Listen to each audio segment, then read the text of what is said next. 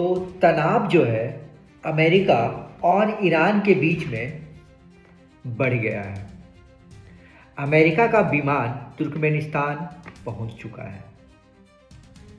तो America Iran को घेरने के चक्कर में लगा हुआ है। दरअसल अमेरिका के राष्ट्रपति ना मतलब किसी के समझ में नहीं आ रहे हैं। अगर हम वर्ल्ड फोरम पे बात करें तो अमेरिका के राष्ट्रपति के दिमाग में क्या चल रहा है कोई नहीं बता सकता है, क्योंकि उनके करनी और कथनी में आसमान जमीन का फर्क होता है।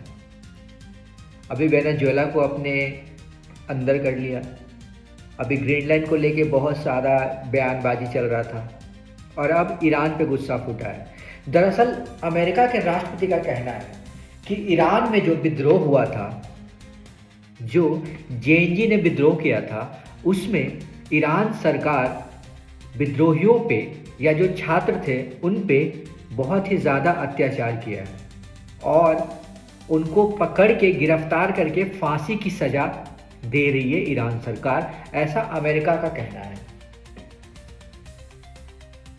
अभी फिलहाल ईरान में आंदोलन बंद हो चुका है सरकार के कड़ा रुख के कारण। सरकार ने अपना रवैया थोड़ा टाइट किया और जो विद्रोह में शामिल थे उनको पकड़ा, जिसके कारण विद्रोह वहाँ पे अभी शांत है। वहाँ के जेएनजी या वहाँ के जो ईरान में जो विद्रोह कर रहे थे उनका कहना है कि अमेरिका ने कहा था हमें सपोर्ट करेगा, बट ऐसा कुछ हुआ नहीं। तो अमेरिका के राष्ट्रपति ना फंस चुके हैं। एक तो वहाँ के यंग लोगों पे प्रॉमिस कर चुके थे कि मदद आ रहा है, मदद आ रहा है, मदद आ रहा है, आप लगे रहो, आप लगे रहो। वो काम नहीं हो पाया। अब अमेरिका का राष्ट्रपति का कहना है कि विमान तुर्कमेनिस्तान पहुंच गया, कभी भी हमला हो सकता है।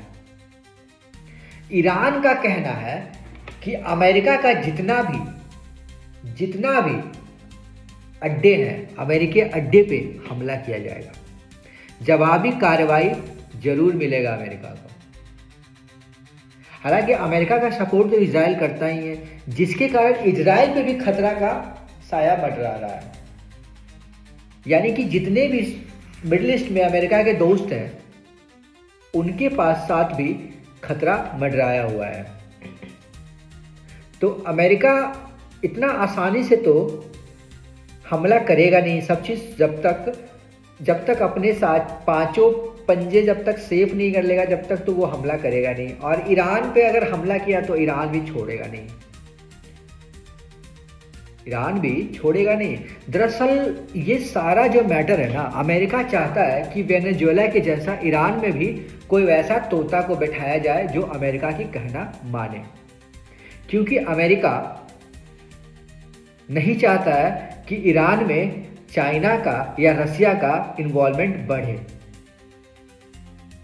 इसी चक्कर में ये सब सारा खेल अमेरिका रचते रहता है। वो चाहता है मिडिल ईस्ट में पकड़ बना के रखने के लिए, और अमेरिका ये बिल्कुल नहीं चाहता कि मिडिल ईस्ट को खोए। जैसे इजराइल उसका दोस्त है वैसे चाहता है ईरान भी, बट ईरान में कट्टरपंथ सरकार है। कट्टरपंथ सरकार होने के कारण ईरान में जितना भी विद्रोह, अभी जो लास्ट टाइम जो विद्रोह हो रहा था उसमें क्या हुआ, जितने भी यंग जनरेशन यानी जेएनजी जितने भी इन्वॉल्व थे सबको घर घर जाके पता किया जा रहा था कि आंदोलन में शामिल था कि नहीं, और उनका नाम नोट किया जा रहा है ताकि आने वाले वक्त में ऐसा आंदोलन फिर से ना हो। और उनके खिलाफ मुकदमा दायर किया जा रहा है। और सरकारी आंकड़ा के अनुसार तो 3,000 लोगों की डेथ हुई है, बट मानवाधिकार आयोग का कहना है कि ये आंकड़ा 20,000 भी जा सकता है। अब आप सोचो वहाँ की जो सरकार है वो कितना खतरनाक है वहाँ के लोगों के लिए। आंदोलन में जो स्त्रियां भाग ली थी, अब क्या हो रहा है, उनके साथ नियम और ज़्यादा टाइट हो गया है। जो बुर्का को बहिष्कार कर रही थी, अब बुर्का को और ज़्यादा टाइट कर दिया गया है कार्रवाई को। अब आप सोचो कि स्थिति क्या होगा ईरान के अंदर। अभी सिर्फ कुछ जो सरकारी कार्यालय है वो काम कर रहे हैं, बाकी सारे प्राइवेट्स बंद है। मार्केट्स पूरे बंद है, बाजार पूरे बंद है। सरकार का पूरा खौफ है ईरान में। ईरान में इतना ज़्यादा बुरा हाल है अभी। तो अमेरिका कभी भी किसी का प्रॉपर साथ नहीं दे सकता जब तक अमेरिका का खुद का बेनिफिट ना हो। इसलिए अमेरिका के चंगुल में या उसके कोई भी चीज़ में फंसना नहीं चाहिए।